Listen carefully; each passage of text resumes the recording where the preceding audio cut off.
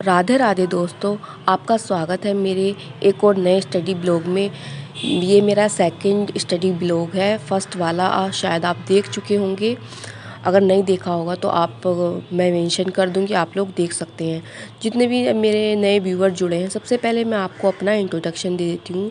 Friends, मेरा नाम उपासना राजपूत है और मैं यूपी से बिलोंग करती हूँ। मैं एक हाउसवाइफ हूँ, एक मदर हूँ। 3 साल की बेटी है मेरी जिसका नाम परी है, वो अभी नर्सरी क्लास में पढ़ती है। फ्रेंड्स, मैंने एमएससी किया हुआ है केमिस्ट्री से, जो कि मैंने गुरुकुल कांगड़ी से किया था, और मैंने बीएड भी कंप्लीट कर चुकी हूँ मैं 2019 में। और उसके बाद मैंने यूपी टेट और सी टेट क्वालिफाई किया था प्राइमरी का, लेकिन अब बीएड प्राइमरी से बाहर हो चुका है, तो अब मैं फिर से सी टेट की तैयारी कर रही हूँ जूनियर की। अगर आप भी सी टेट की तैयारी कर रहे हों तो आप मेरे साथ जुड़ सकते हैं। और सी टेट क्वालिफाई करने के बाद जितने भी टीजीटी पीजीटी और ये बीपीएससी का जो बीपीएससी 4.0 आने वाला है, मैं उसमें अप्लाई करने वाली हूँ। और एलटी ग्रेड वगैरह जितनी भी वैकेंसी आती हैं, अगर आप लोग भी इंटरेस्टेड हैं तो आप लोग भी इनमें फॉर्म भर सकते हैं। और आपको अगर मेरे साथ अपनी स्टडी जर्नी को कंटिन्यू करना है तो आप मेरे साथ कर सकते हैं।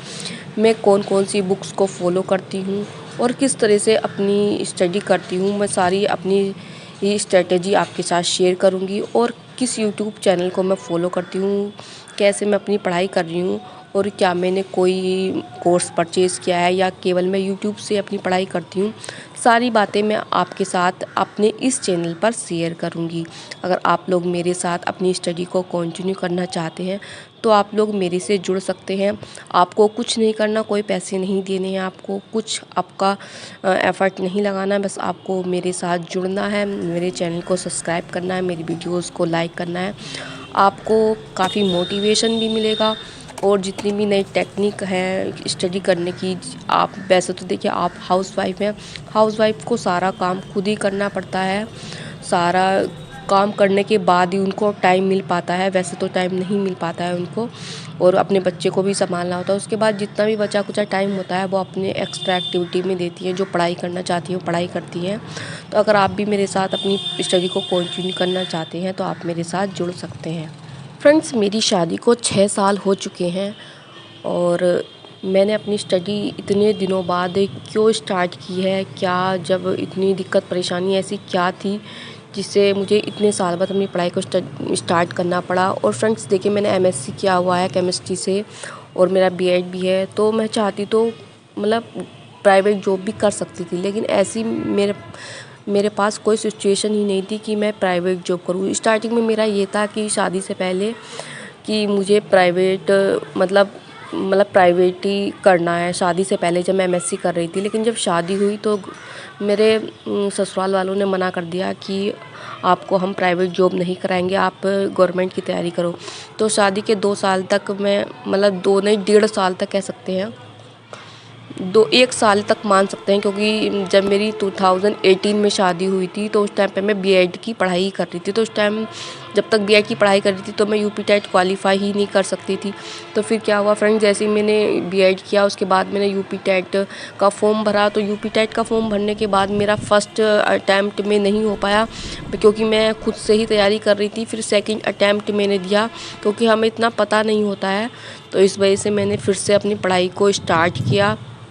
तो मेरा दूसरी बार में मेरा यूपी टेट क्वालिफाई हो गया था, मेरे 100 मार्क्स आए थे 150 में से। तो उसके बाद फ्रेंड्स मैंने मैं अपनी पढ़ाई को स्टार्ट किया। फिर मैंने सोचा कि अब मेरा यूपी टेट क्वालिफाई हो गया, तो अब मैंने फिर स्टार्ट कर दी सुपर टेट की तैयारी करना। तो शायद फ्रेंड्स मैंने सुपर टेट के लिए शायद कोई कोर्स परचेज किया था, मुझे ठीक से याद नहीं आ रहा इस टाइम पे। तो फिर क्या हुआ कि जब मैं तैयारी करती थी तो मेरे जो हस्बैंड हैं और मेरे ससुराल वाले हैं, उन्होंने मुझे बहुत ही ज़्यादा प्रेशर डाला मेरे ऊपर कि इतनी दिन हो गई शादी के, अभी बेबी नहीं है, 2 साल हो गए, तरह तरह की बातें सुनने को मिली थी। मैंने उनको काफ़ी समझाया कि अभी बेबी ठीक नहीं रहेगा, क्योंकि फिर उसकी केयर में टाइम जाएगा और घर के भी काम रहेंगे, फिर मैं अपनी स्टडी को अच्छे से नहीं कर पाऊँगी। लेकिन बहुत ही ज़्यादा मेरे ऊपर फोर्स किया गया और बहुत तरह तरह की बातें मुझे बोली गई। इस थक हार के फिर मुझे डिसीजन लेना पड़ा। फिर मैंने एक बेटी को कंसीव किया और 2020 में के लास्ट में मेरी बेटी हुई। तो उसके बाद फ्रेंड्स आप तो भूल ही जाइए, जिसके बेबी होगा आप लोग समझ ही सकते हैं छोटे बच्चे के साथ पढ़ाई कैसे हो सकती है। मैं पढ़ाई नहीं कर पाई, किसी ने मेरा कोई सपोर्ट नहीं किया। फिर मैं केवल अपनी बेटी की केयर में लग गई और ना ही मेरी साथ में कोई केयर मतलब बेटी की कोई हेल्प कराता था। घर के काम भी करती थी और बेटी को संभालती थी, तो उस टाइम पे मैं पढ़ाई नहीं कर पाई। फिर मेरी पढ़ाई बिल्कुल छूट गई। और फ्रेंड्स भी जब पूरा दिन काम करते हैं, बच्चे को संभालते हैं, इतना थक जाते हैं तो पढ़ने का भी मन नहीं करता था। और मैं दिमाग भी बिल्कुल मेरा बहुत ज़्यादा फ्रस्ट्रेट रहने लगी थी, बहुत ही ज़्यादा डिमोटिवेट रहने लगी थी। डिप्रेशन इतना ज़्यादा हो गया था मुझे, हद से ज़्यादा मैं डिप्रेशन में रहती थी। लेकिन किसी ने मेरी कोई हेल्प नहीं की। मैं बहुत ज़्यादा परेशान रहती थी, किसी को कोई फ़र्क नहीं पड़ता था। लेकिन अब मेरी बेटी और घर में काफ़ी लड़ाई झगड़े भी होते थे इस बात को लेकर। फिर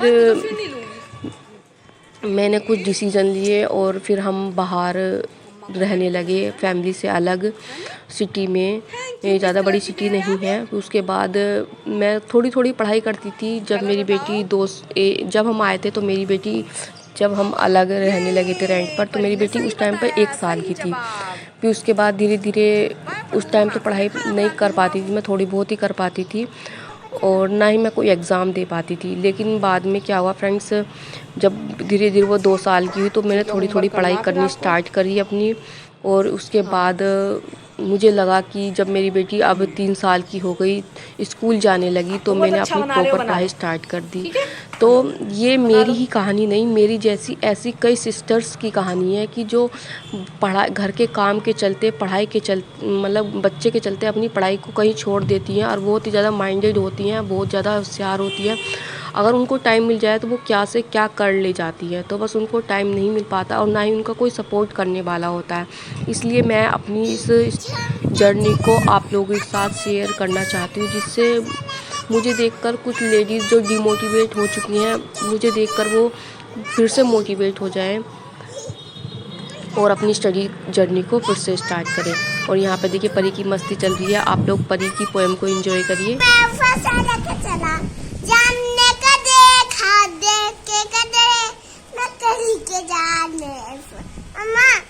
तू मोटा हाथी झुम के चला, मकड़ी के जाल में फसल कचरा, क्या देखो ठीक लगा रही